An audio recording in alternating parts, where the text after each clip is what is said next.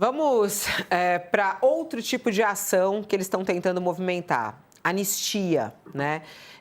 Eles têm mais uma reunião hoje, tentando pressionar lá o Congresso para que o processo de anistia rode. Mas a Mônica Bergamo, não sei se a gente pode abrir aí a coluna da Mônica Bergamo no jornal Folha de São Paulo de hoje, e ela fala justamente que Hugo Mota, o presidente da Câmara dos Deputados, já falou que não deve pautar a anistia a Bolsonaro, apesar da pressão de aliados do ex-presidente. Está aí a coluna da Mônica Bergamo de hoje, no jornal Folha de São Paulo, e ela ao vivo conosco aqui no All News, trazendo essa apuração. Ele resolveu não comprar essa briga, Mônica, por quê? Abre o seu som, Mônica. Dia. Vai de novo. Não, tá aberto, tá aberto. Vai que era aqui. Retoma a sua fala, por favor. O projeto de anistia, se ele for pautado, é grande a chance de que ele seja aprovado na Câmara dos Deputados. Mas aí ele vai para o Senado e o Senado barra. Ou, se der alguma zebra no Senado, o Supremo barra. Então, ele não tem chance de vingar. Então, o Hugo Obrigada, muito Mota, presidente da obrigada. Câmara... Delícia. Por quê? Tá me ouvindo, Fabiola? Eu achei que deu uma falha aqui. Não, tô te ouvindo bem, tô te ouvindo bem. Eu acho que qual é o raciocínio político? Por que a Câmara vai se indispor com o Supremo mais do que já se indispõe em alguns momentos por um projeto que não vai passar? Não, então ele fala, eu não vou colocar isso, dar murro em ponta de faca, impor um desgaste à Câmara, alimentar o discurso dos bolsonaristas e me indispor com todo o resto por um projeto que não vai vingar, né?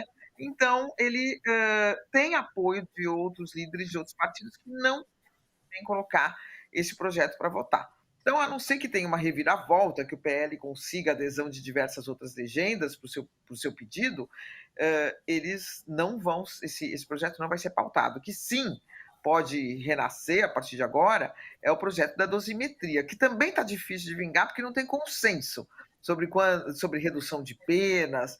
Paulinho da Força, que é o relator desse processo, teve que dar um recuo e o processo está lá na gaveta agora.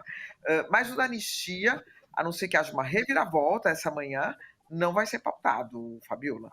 Então, vai continuar sendo um discurso político, anistia, anistia, anistia, uma bandeira erguida pelo PL, mas não vinga.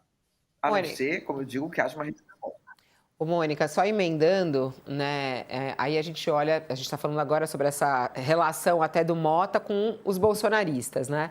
Agora eu quero saber também sobre a relação com o governo, né? A gente teve aí essa situação, tanto o Hugo Mota quanto o Alcolumbre, de certa maneira, estamos rompidos, não foi assim de maneira clara e pública, mas nos bastidores se fala muito disso. Como é que está essa relação, hein? O que isso pode trazer de complicação para o governo? Como é que você vê nesse momento no termômetro aí de crises, né, a relação Congresso-governo Lula?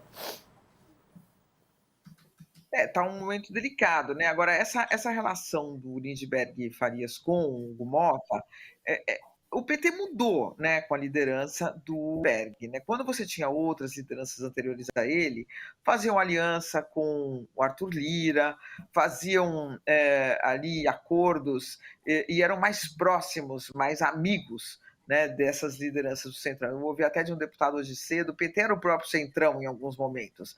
O Lindbergh trouxe o PT com apoio da maioria da bancada para uma outra posição, para uma posição de embate maior, né? E isso, claro, desagrada, porque nessa posição de embate maior, como eles não têm voto, eles vão para as redes sociais e impõem um desgaste, inclusive a figura do próprio presidente da Câmara, Hugo Mota, né? Falando da PEC da bandidagem, estão querendo defender bandidos, os bilionários, as bets. Eles conseguiram, inclusive, barrar a própria PEC da blindagem com base nessa mobilização via redes. E isso gerou um desgaste pessoal entre os dois, né? O Hugo Mota, ele diz o seguinte, que o Lindbergh Farias é muito amigo, e é de fato amigo pessoal do Sócrates Cavalcante, que é o líder do PL, e que os dois combinam as brigas para ficar aparecendo o dia inteiro na televisão e brigando na televisão, porque eles têm ideias diferentes, mas eles combinam, vamos levar essa nossa divergência para a TV para ficar aparecendo lá e gerando um impasse para a Câmara, né? Ele está bem irritado, o Hugo Mota, com essa situação. Então eu acho que tem muito também, além da questão do desgaste com o governo, que já vem de tempos, com o Lindbergh, o desgaste foi um ponto acima, porque ele de fato assumiu uma posição, olha, o PT tem essa posição, o PT não é do centrão, o PT vai defender essa posição com unhas e dentes e ponto. Mesmo que isso tenha um desgaste para vocês na opinião pública. Então é uma mudança de postura que acabou culminando nesse rompimento. Mas eu não acredito que esse rompimento é eterno aí, não, viu, Fabiola? Eu acho que logo ele se recompõe. O Lula vai entrar em campo, né? Ele já vai ter que entrar em campo por causa do Messias, né? Diz que ele que vai lá negociar. Aliás, esse também é um outro assunto que você publicou ontem na sua coluna. A gente até abriu aqui para análise, mas isso veio como mais um susto. A gente perguntou isso ontem para o Boulos aqui sobre o Alexandre de Moraes não apoiar o Messias. Por que essa postura do Moraes, hein, ô Mônica? Olha, eu acho que o ministro Alexandre de Moraes é muito próximo do Davi Alcolumbre. A gente tem que lembrar que o Davi Alcolumbre, nos momentos em que os ministros do Supremo sofreram muita pressão, inclusive tinha pressão para botar em votação, impeachment contra os ministros do Supremo, quem segurou as pontas lá foi o Rodrigo Pacheco e o Davi Alcolumbre.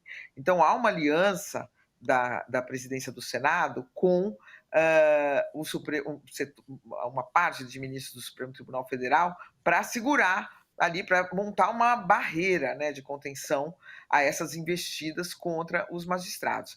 E eu acho que, num primeiro momento, esses mesmos magistrados prestigiaram o Davi Alcolumbre. O Davi defende o Rodrigo Pacheco, o Davi quer colocar, né, o parlamento quer colocar. Porque o que acontece, né, Fabiola? Você tem hoje uma espécie de um semipresidencialismo no Brasil, né? E cada um com as suas atribuições. Um semiparlamentarismo, melhor dizendo. O parlamento está mandando muito no orçamento e o Lula segue com algumas prerrogativas, entre elas a de indicar ministro do Supremo.